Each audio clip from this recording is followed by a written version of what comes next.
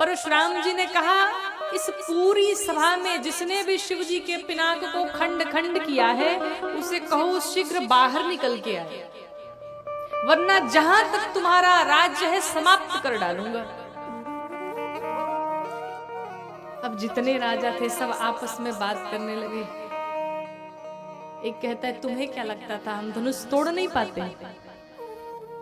तुम्हें क्या लगता मेरे भीतर बल नहीं था?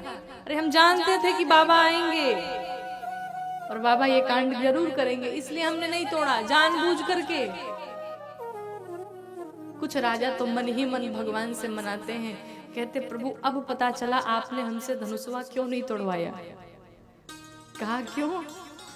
कहा आप जानते थे कि बाबा आएंगे, अगर आज हमने तोड़ दिया होता तो आज तो बाबा के फरसे से हम बच नहीं पाते। कुछ राजा आपस में कहते हैं, भाई चलो हम सब मिलके बता दे कि राम ने धनुष को तोड़ा है, भाई इनके चक्कर में हम सब मारे जाएंगे। एक ने कहा दिमाग तो ठीक है तुम्हारा। कहा क्यों, पागल हो गए हो? कहा हुआ क्या? कहा परशुराम जी ने कहा है कि जिसने तोड़ा है वो आगे आएगा, और पता चले हम बताने जाएं कि राम ने धनुष तोड़ा है, बाबा समझे कि यही तोड़ा है, हम मार डालेंगे। इसलिए जहां हो शांति से पड़े रहो। भगवान राम परशुराम जी के समक्ष गए और हाथ जोड़ करके खड़े हो गए।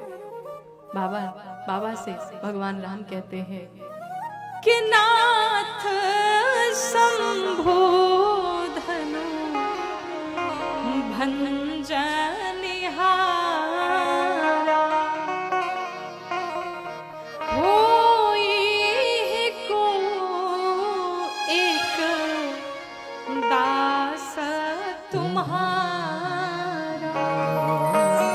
कहा प्रभु ये धनुष जिसने भी तोड़ा वो कोई आपका दास ही होगा, और दास होगा कौन? अब जिसका गुरु बलवान उसका चेला पहलवान, तो गुरु जैसा शिष्य भी होगा, हो कौन सकता है?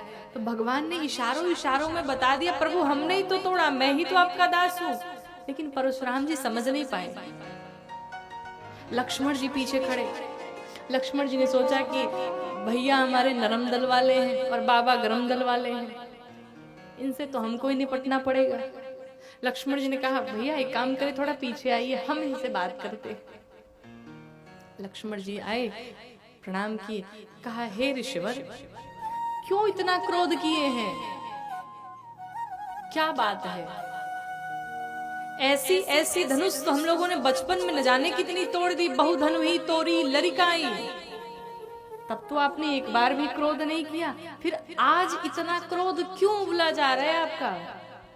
परशुराम जी क्रोध में है, कहते मूर्ख बालक, तू उस छोटी सी धनुष की तुलना इस शिव जी के पिनाक से करता है, तेरा काल तुझे पुकार रहा है।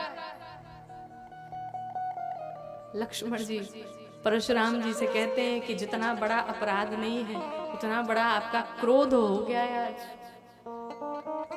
अगर आपको लगता है कि यहाँ कोई गलती हुई है, हमारे भैया ने कोई त्रुटि की है, तो हम भी डरने वालों में से नहीं है। यहाँ कुमड़बतिया को नाई, हम डरने वालों में से नहीं है।